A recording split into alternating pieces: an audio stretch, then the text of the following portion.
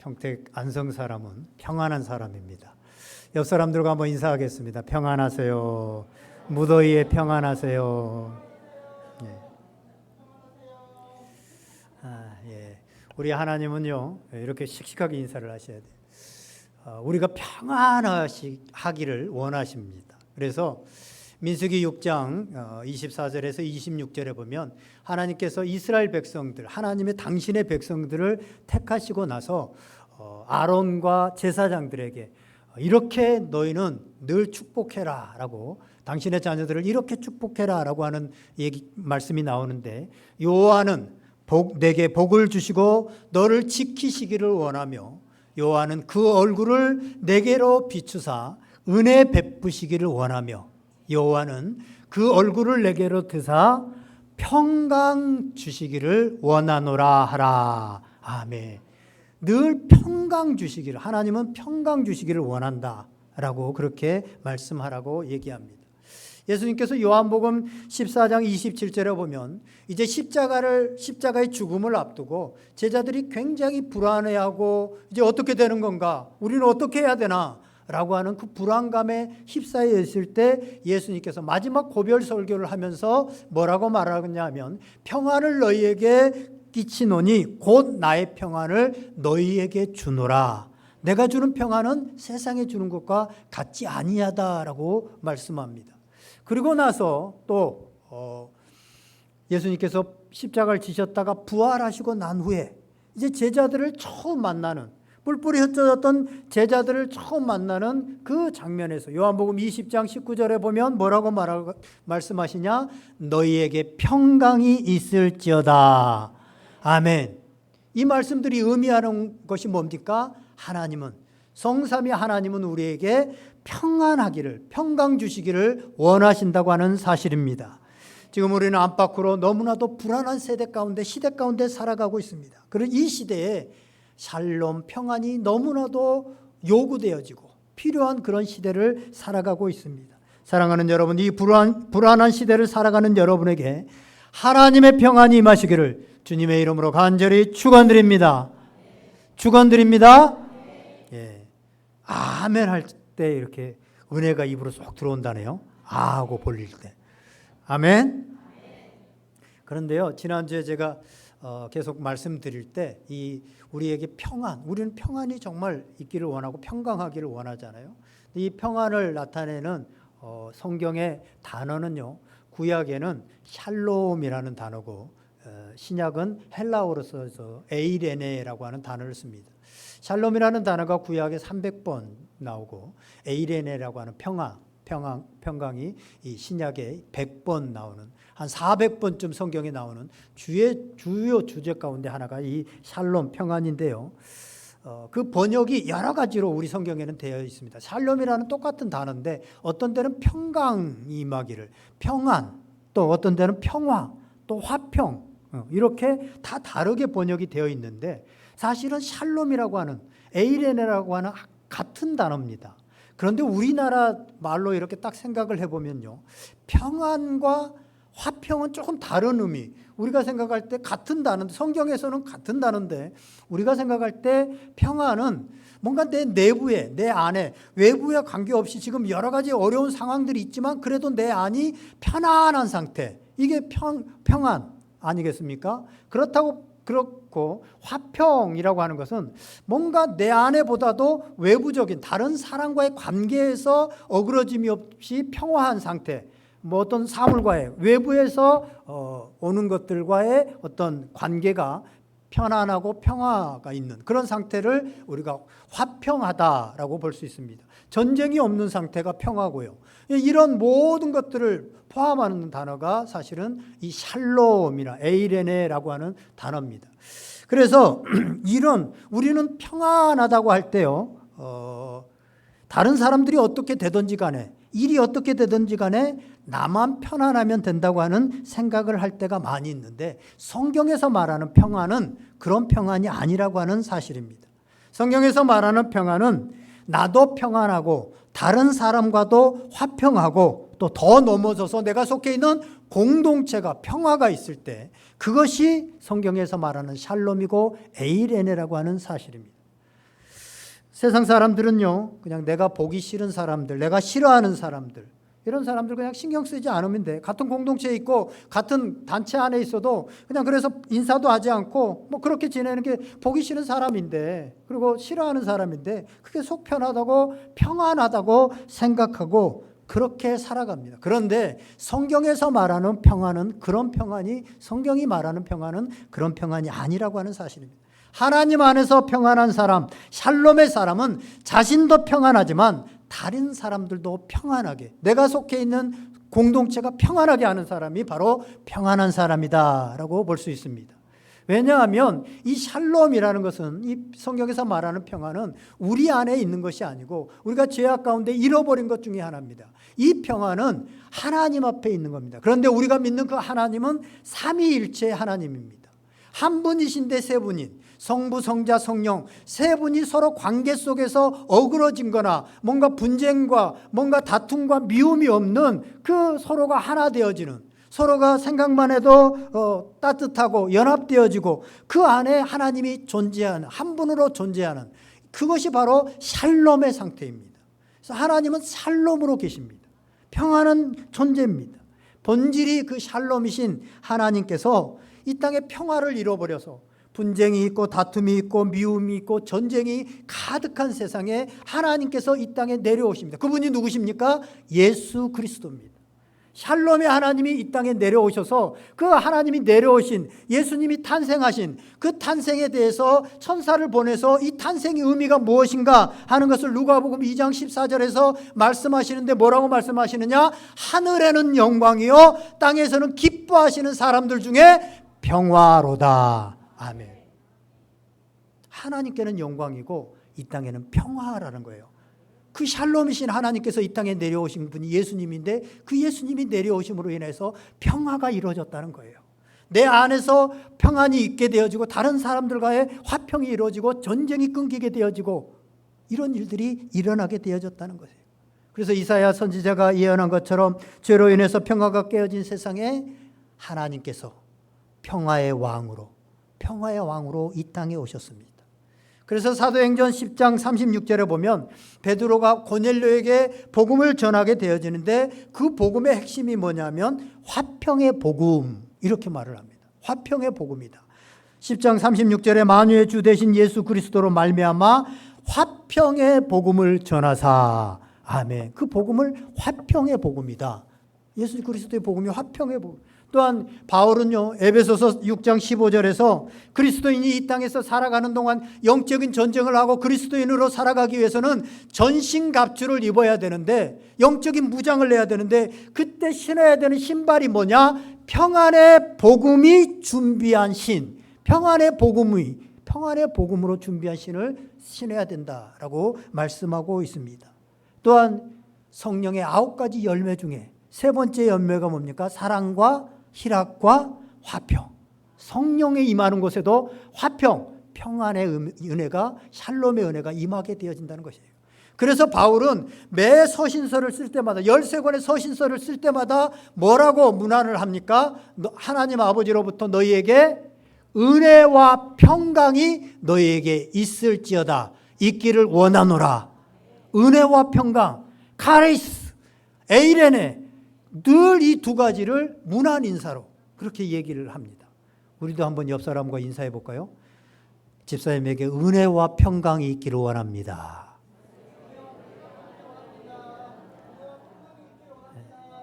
우리 가운데 예수 그리스도의 은혜와 그 평강의 왕으로 오신 그 평강이 여러분의 심령 가운데 늘 임하기를 주님의 이름으로 간절히 축원드립니다.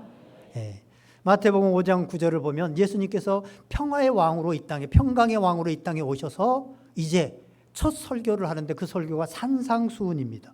5장에서 7장까지 쫙 나오게 되어지는데 그때 8가지 하나님의 백성들이 지켜야 되는 법이면서 복을 얘기하는데 8가지 복 중에서 9절에 보면 뭐라고 말하냐면 화평하게 하는 자는 복이 있나니 그들이 하나님의 아들이라 일컬음을 받을 것이며. 아멘. 이 말을 이렇게 돌려서 얘기하면 뭐예요?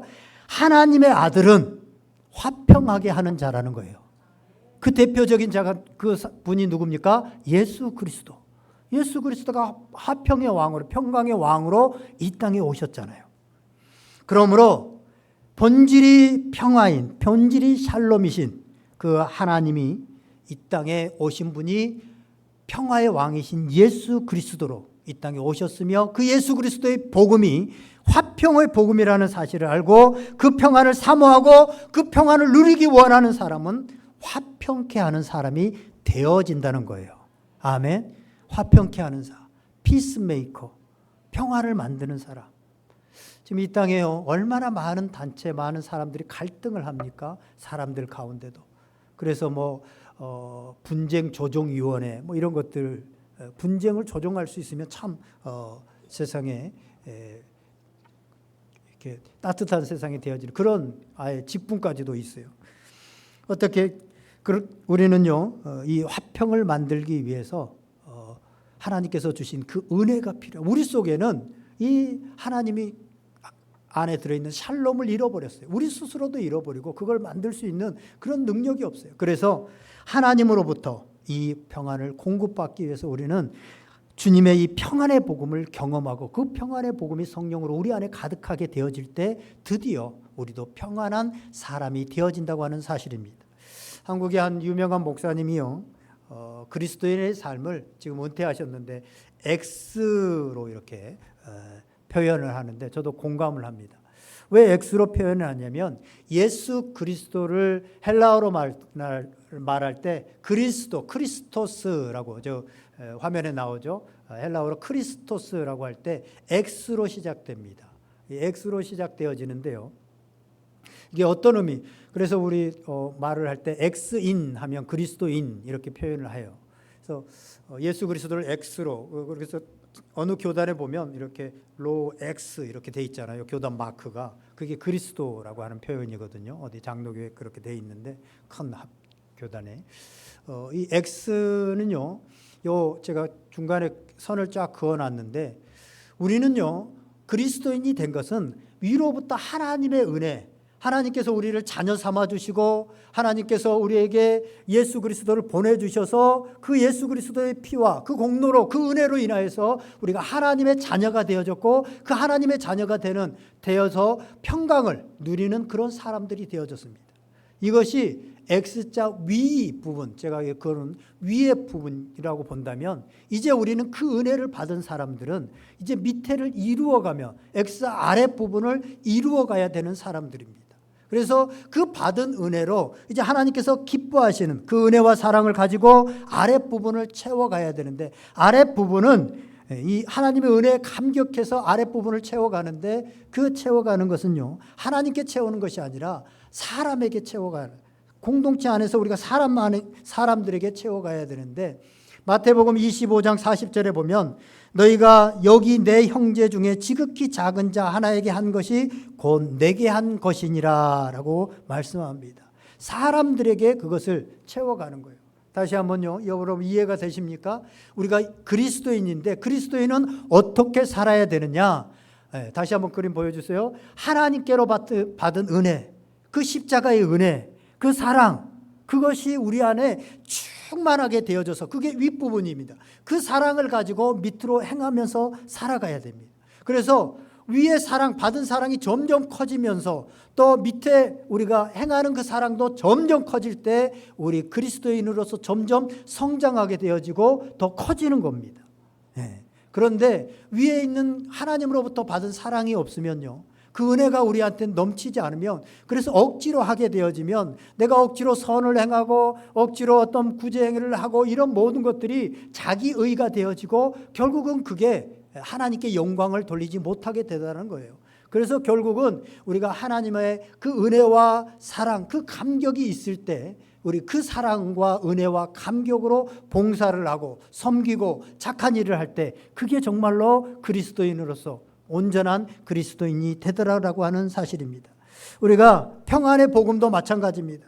우리가 이 평안의 복음을 충분히 주님으로부터 받고 우리가 누리게 되어질 때 드디어 우리가 화평한 자로, 피스메이커로 그렇게 살아갈 수 있다고 하는 사실입니다. 하지만 말이 쉽지 우리가 화평하게 되어지는 것은 그렇게 쉬운 것은 아닙니다. 나를 미워하고 싫어하고 반목하는 사람들과 화평을 이루면서 살아가는 거, 마치 십자가를 지는 것처럼 어려운 일입니다. 그래서 오늘 본문을 통해서 하나님의 사람이었던 다윗은 어떻게 어려운 상황, 그런 상황 속에서도 화평할 수 있었는지 오늘 본문을 통해서 우리가 한번 살펴보고자 합니다. 오늘 본문으로 들어가 보겠습니다. 오늘 본문에 가면 이스라엘과 이제 블레셋이 사울 왕 때 싸움을 하게 되어집니다. 그 싸움에서 이스라엘이 지게 되어지고 결국 사울 왕이 그 싸움에서 죽게 되어집니다. 다윗을 늘 죽이려고 10여 년 동안 쫓아다녔던 그 사울 왕이 죽게 되어지자 이제 다윗은 도망자 광야의 삶이 끝나게 되어지고 자기 사람들을 데리고 헤브론으로 가게 되어집니다. 그러자 그 유다 지파, 다윗이 속했던 유다 지파 사람들이 다윗에게 기름을 부어서 왕으로 삼게 되어집니다. 드디어 다윗 왕국이 시작되어졌습니다. 그러나 온전한 나라가 아닙니다. 미완성의 왕국입니다. 북쪽에는 여전히 사울의 잔재들이 남아 있습니다. 사울의 아들이었던 이스보셋을 이제 아브넬이라고 하는 사울 왕의 군대 장관, 사울 왕과 늘 함께 했던 그 장관이 이스보셋을 꼭두각시로 세워가지고 북이스라엘 10지파를 모아가지고 북이스라엘을 세우게 되어집니다. 남쪽에는 유다 왕국이 있지만 여전히 북이스라엘이 있어서 하나의 나라가 되어지지 못한 그런 상황입니다.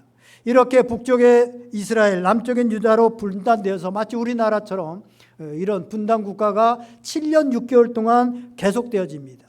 7년 6개월이 흐른 어느 날 양 군대가 마침내 기본에서 맞닥뜨려서 싸움을 하게 되어지는데 다윗의 군대 장군인 요압이 이끄는 군대가 이제 이기게 되어져서 북이스라엘의 아브넬이 이끄는 군대를 제압하게 되어집니다. 하지만 그 와중에서 이제 요압 장군의 동생이었던 아사헬이 죽게 되어지죠. 시간이 지나면서 점점 남유다는 강성해지고 북이스라엘은 점점 약해졌습니다. 게다가 북이스라엘에서 이제 이스보셋 왕과 그 아브넬, 실제로 실권을 잡고 있었던 아브넬 사이에 작은 갈등이 불거지기 시작합니다. 그러면서 나라가 점점 붕괴될 기미가 보이니까 이 머리가 빨랐던 이 아브넬이 그 심각성을 알고 이제 북이스라엘은 이대로 끝날 수 있겠구나라는 생각에 남유다에 얼른 다윗 왕을 찾아가게 되어집니다. 그래가지고 다윗 왕에게 화친을 맺기 위해서 20명의 사람들, 그 당시에 그 북이스라엘의 원로들, 장로들이라고 할 수 있는 사람들을 데리고 다윗 왕을 찾아서 헤브론에 찾아갑니다. 여기서부터 오늘 우리가 읽은 본문 20절이 시작되어지는데요. 이 아브넬이 부하 20명을 데리고 다윗을 찾아온 목적이 뭐냐면 화친을 맺고 싶습니다 라는 그런 거입니다. 아까도 말씀드렸지만 이 아브넬이 누굽니까? 아브넬은 다윗이 도망 다닐 때 사울 왕의 군대 장관이었습니다. 사울 왕 옆에 붙어가지고 왕이시여, 저 다윗이 지금 왕이 되려고 합니다. 국민들이 얼마나 저 다윗 좋아하는지 아세요? 왕자리 뺏기게 생겼어요. 왕이시여. 그러니까 빨리 죽여야 됩니다. 라고 막 하면서 계속해서 사울 왕에게 다윗을 미워하도록 있는 얘기 없는 얘기 옆에서 만들어가지고 계속하면서 제가 앞장설 테니까 빨리 다윗 왕을 죽입시다. 다윗을 죽입시다. 라고 했던 사람이에요. 그래서 10여 년 동안 사울의 명령서를 갖고 이 다윗을 사울과 함께 죽이려고 찾아다녔던 그런 사람입니다. 그러더니 다윗 왕이 이제 사울 왕이 죽게 되어지니까 그래서 돌아오니까 어떻게 합니까? 사울 왕의 아들이었던 이스보셋을 꼭두각시로 세워가지고 실제로 자기가 실권을 갖고 이스라엘을 세웠던 사람이잖아요. 다윗에게는 얼마나 미워한, 그래 다윗을 그렇게 대적합니다. 다윗이 얼마나 미워할 만한 사람입니까? 그런데 지금 전세가 불리하고 북이스라엘이 어렵게 되어지니까 자신에게 찾아와가지고 지금 화친을 맺자고 그렇게 얘기하고 있는 그런 교활한 자입니다. 그런데 지금 다윗은 이 화친을 거절하고 충분히 힘으로 전쟁으로 북이스라엘을 물리치고 이 아브넬을 죽일 수 있는 힘이 있었습니다. 그런데 그렇게 하지 않습니다. 다윗은 그렇게 하지 않습니다. 22절 함께 한번 읽어볼까요? 21절 시작. 아브넬이 다윗에게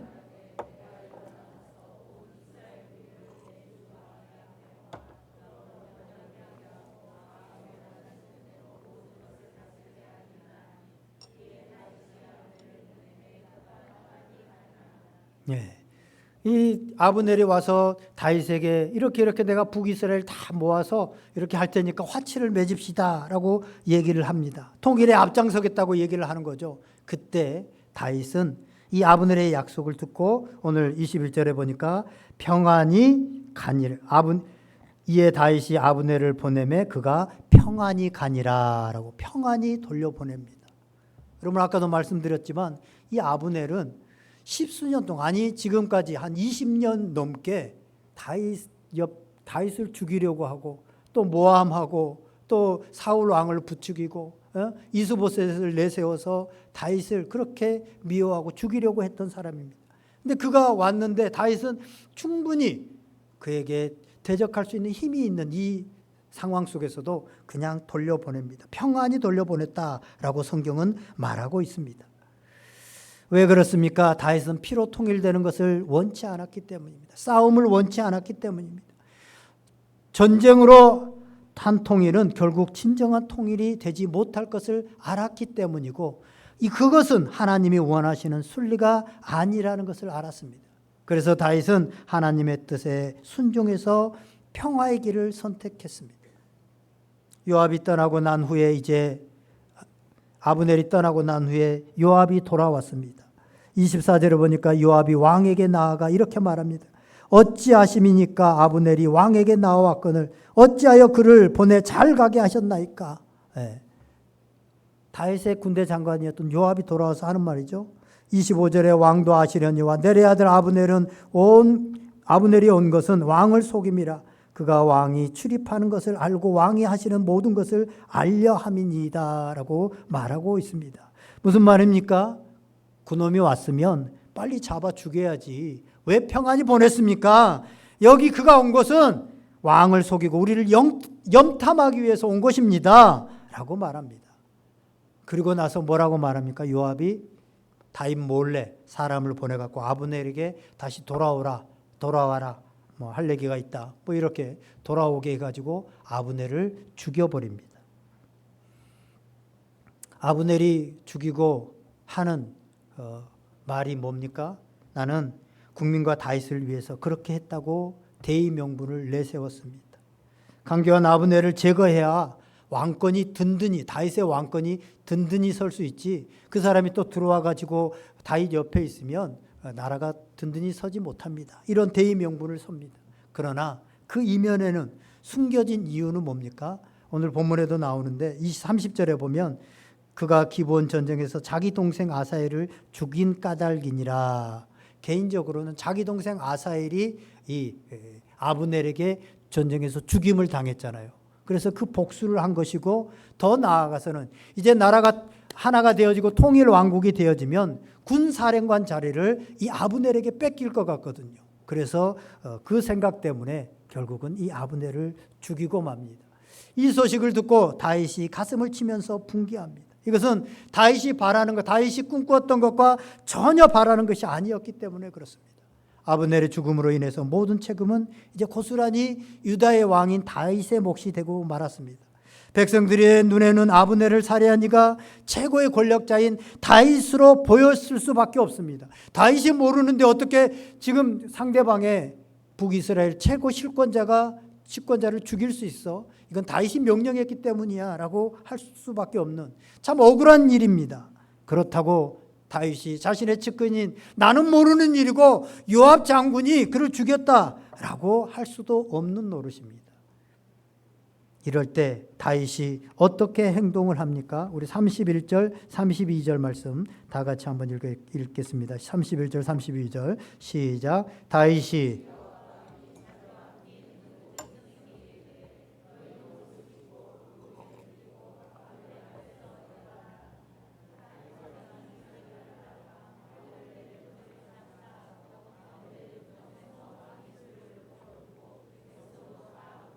33절에 왕이 아브넬을 위하여 애가를 지어 이르되라고 말합니다.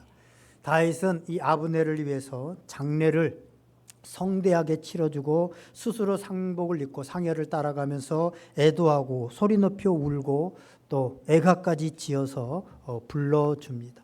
다윗의 이런 행동은 싸우면 안 되고 평화로 나아가야 되고 하나가 돼야 된다고 하는 강력한 메시지를 남북에 거기에 있는 모든 사람들에게 전달하고 있는 것입니다.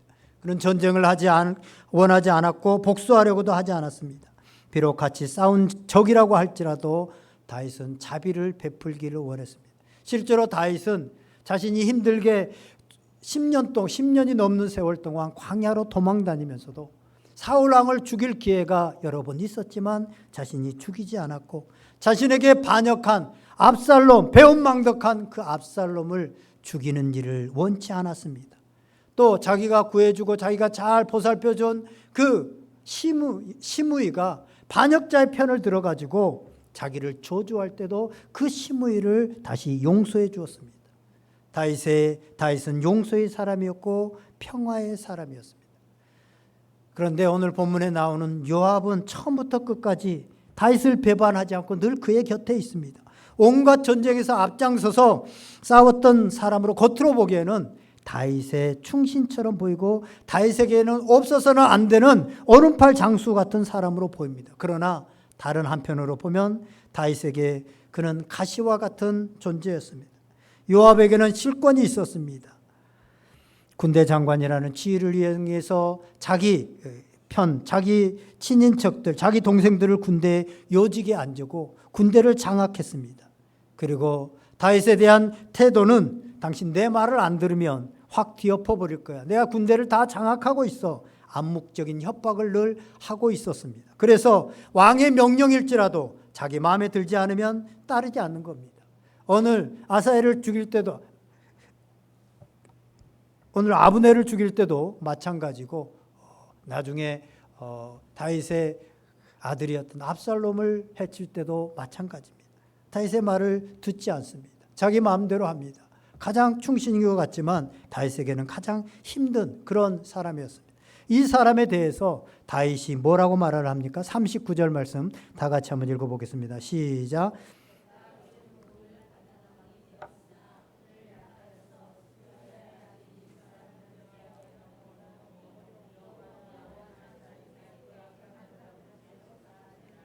아멘. 다윗이 비록 지금 왕이 되었지만 아직 단단한 그런 상태가 아닙니다. 왕이 되었지만 오늘 약하여서 여기 수리아의 아들은 이 요압과 그의 형제들을 말합니다. 죽은 아사엘을 비롯한 군대를 장악하고 있는 남유다를 장악하고 있는 이런 사람들을 제어하기가 너무 어려우니 여호와는 악행한 자에게 그 악한 대로 갚으실지로다라고 말하고 있습니다. 다윗은 요압과 같이 일하며 그의 교만과 무례함을 참고 받아들였습니다. 이스라엘의 평화를 위해서 인내하고 노력한 것입니다. 그리고 이 애증의 관계에서 다윗은 요압을 하나님의 손에 자신이 어떻게 하려고 하지 않고 하나님의 손에 의탁하고 있는 모습을 보게 되어집니다. 화평은 내가 내 힘으로 원수를 갚고 내가 어떻게 하려고 하는 것이 아니라 하나님께 맡길 때 온전히 이루어질 수 있다고 하는 사실입니다. 이제 말씀을 적용해 보고자 합니다. 살다 보면 내가 마음에 안 드는 사람이 왜 없겠으며 억울한 상황에서 복수하고 싶은 마음이 왜 없겠습니까? 억울해서 혈기 내고 팔 걷어붙이고 시시비비를 네가 옳으냐 내가 옳으냐 따져 물고 싶을 때가 왜 없겠습니까? 오늘 다윗도 그런 상황 아니겠습니까? 보기 싫어서 갈라서고 보지 않고 모른 척 지내고 싶은 마음들은 왜 없겠습니까? 그러나 그럴 때마다 우리 하나님의 사람은, 하나님의 평강을 가진 사람은 하나님의 은혜, 우리 하나님의 아들은 화평케 하는 자라고 하는 주님이 주신 말씀을 기억해야 될 것입니다. 오늘 우리는 우리 가정에서 먼저 부부 간에, 부모와 자녀들 간에 평화를 선포해야 됩니다. 부부들이 함께 오래 살다 보니까, 그렇죠? 가장 미운 사람이 멀리 있는 게 아니에요. 가까이에 있습니다. 남편이, 아내가, 또 부모님과 자녀들이 그들의 상처와 실수와 잘못들, 그것 때문에 아프고 힘듭니다. 그러나 오늘 다윗처럼 지난 일들을 더 이상 따지지 말고 잊어버립시다. 그리고 다시 받아들이십시다. 거기에 평안이 있고 거기에 하나님의 나라가 임하게 될 것입니다. 그렇기 때문에 나에게 상처를 주었기 때문에, 나에게 힘들게 했기 때문에, 나에게 잘못을 했기 때문에, 나에게 못된 말을 했기 때문에 끊어버리는 것은 세상 사람들이 하는 겁니다. 평안이 없는 사람들, 샬롬이 없는 사람들이 하는 것입니다. 진정으로 하나님으로부터 샬롬의 은혜가 임하고 하나님의 자녀가 되어지고 그 평안을 누리는 사람들은 그들을 품고 용서하고 함께 나아가는 것이 바로 하나님이 기뻐하시는 일이고 그곳에 하나님의 나라가 이루어진다고 하는 사실입니다. 로마서 14장 17절에 보면 하나님의 나라는 먹고 마시는 것이 아니라 의와 평강과 희락이니라 라고 말합니다. 하나님의 나라는 물질적으로 뭐 잘 살고 큰 집에 살고 좋은 차를 가진 게 아니라 의와 평강과 희락이 있는 곳이 하나님의 나라가 되어집니다. 교회도 마찬가지입니다. 교회에서 우리가 화평케 하는 사람이 됩시다. 교회 안에 아브넬과 요압과 같은 사람들이 왜 없겠습니까? 그들을 용서하고 또 용서하면서 평생 함께 가야 될 사람들이 교회 안에 있는 공동체입니다. 가정에서 그랬듯이 교회 안에서도 우리도 섭섭한 사람, 미운 사람, 원망하고 싶은 사람들이 있을 수 있습니다. 그러나 미움과 원망과 섭섭함은 마귀가 주는 마음이기 때문에 하나 되지 못하게 하고 화목하게 하지 못하게 하고 우리의 공동체가 하나님의 나라가 되지 못하게 합니다. 세상 사람들은 그냥 보기 싫으면 그냥 같은 회사에 속해 있어도 보지 않고 인사도 안 하고 그냥 끊어버리고 나하고 친한 사람, 편한 사람들하고만 생활하면 됩니다. 그렇게 생활합니다. 그러나 하나님께서 세우신 가정, 하나님께서 세우신 교회는 그렇게 되어져서는 평안의 사람이 있는 곳에는 그렇게 되어져서는 안 된다고 하는 사실입니다. 평안의 사람은 내가 평안하듯이 상대방도 평안할 수 있어요. 그래서 먼저 다가가서 인사하고 먼저 평화를 만들어야 됩니다. 피스메이커가 돼야 됩니다. 교회에 와서도 10년, 20년 생활하다 보면 나한테 편한 사람이 있고 잘해주는 사람이 있고 괜히 싫은 사람이 있고 또 뭐 여러 가지 일들로 부딪혔던 사람들이 있습니다.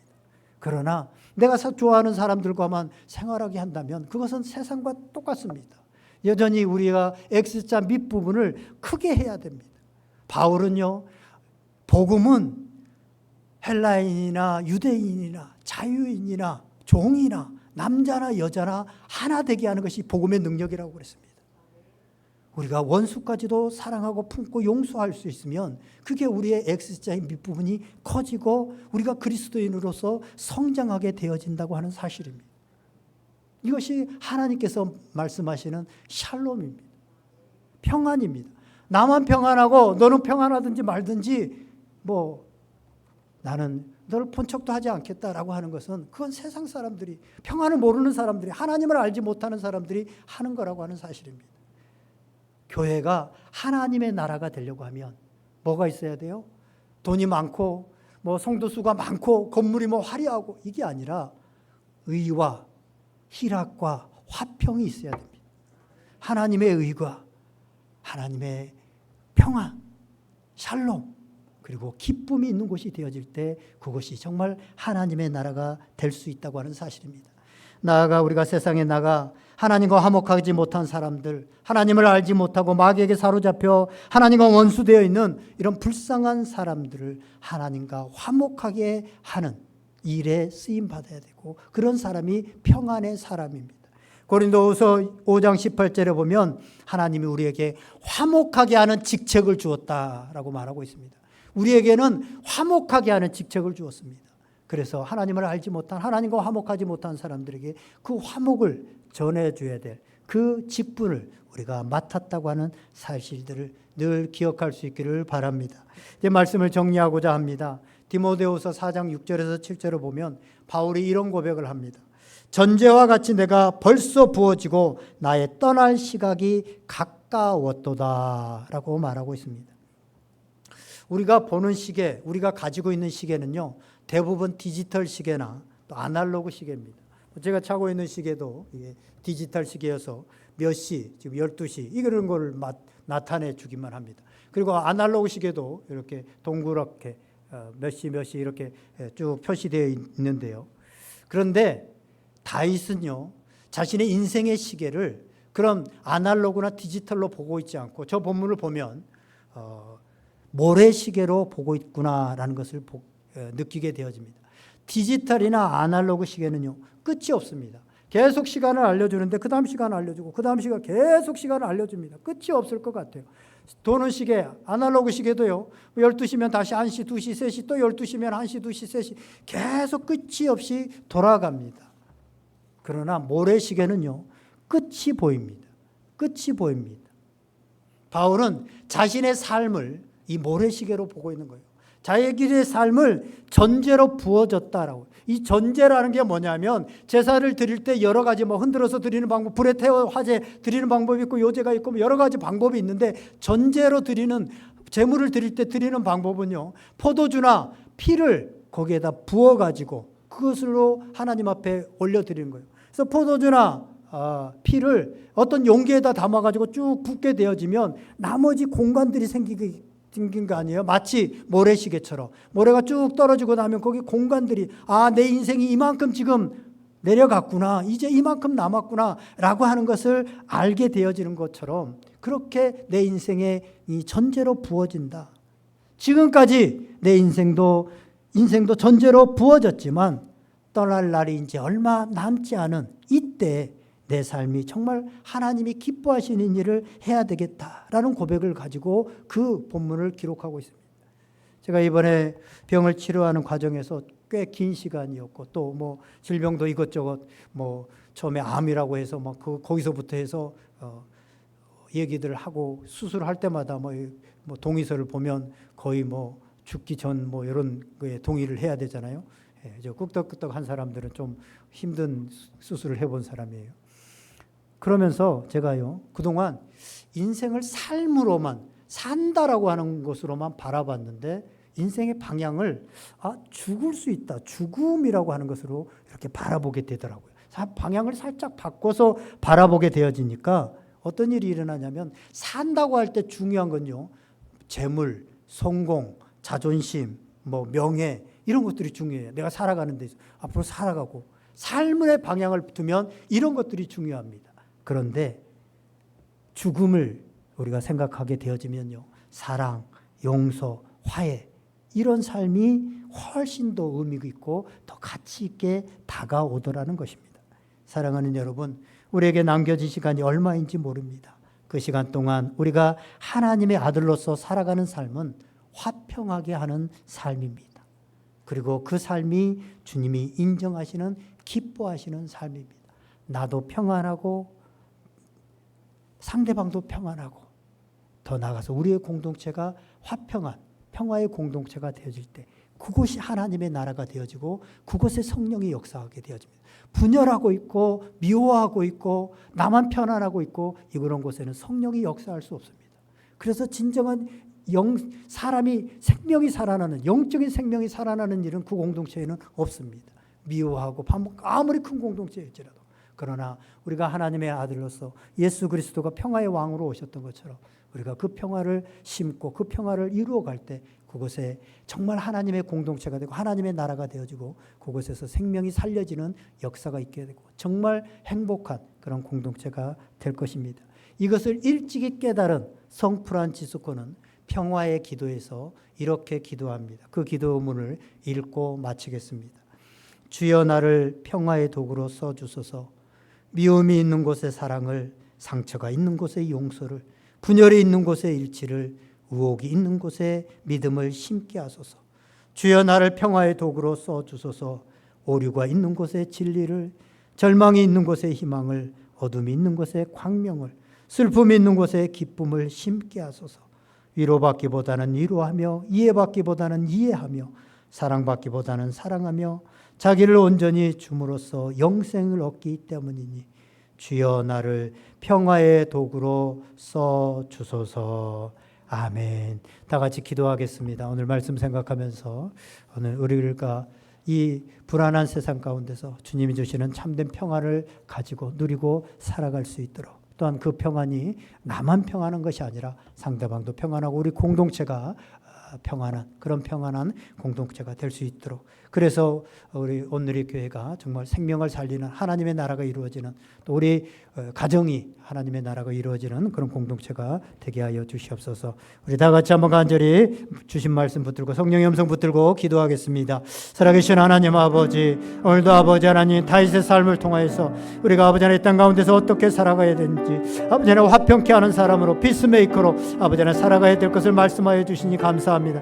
내 속에는 아버지 하나님 이런 샬롬이 없고 이런 평안이 없습니다. 성령 하나님, 오늘 들은 말씀을 아버지 하나님 깨닫게 하여 주셔서 주님의 참된 평안, 하나님의 평안을 가지고 살아갈 수 있도록 인도하여 주시옵소서. 우리 온누리 교회에 속해 있는 모든 가정에 아버지 하나님 이 평안이 임하기를 원합니다. 부부간에 아버지 하나님 평안이 임하기를 원합니다. 부모와 자녀 간에 아버지 하나님 평안이 임하기를 원합니다. 그래서 아버지 하나님 마음을 다쳐버리고 갈라서 버렸던 그 모든 것들이 회복되게 하여 주시고 주님의 평강이 아버지 하나님 가정과 오늘 우리 교회 가운데 아버지 하나님 임하게 하여 주시옵소서. 그래서 아버지 하나님 생명이 살아나고 성령이 역사하는 귀한 공동체가 가정과 아버지 하나님 교회와 우리가 속해 있는 공동체 가운데 이루어질 수 있도록 하나님 아버지 역사하여 주시옵소서. 주님께서 이 일을 행하실 것을 믿습니다. 하나님 아버지, 우리가 소망하며 바라며 기도하며 나아갈 수 있도록 인도하여 주시옵소서. 오 하나님 감사합니다. 하나님 감사합니다. 하나님 주시옵소서. 아멘. 찬송가 455장 부르시면서 드린 예물을 하나님께 올려드립니다.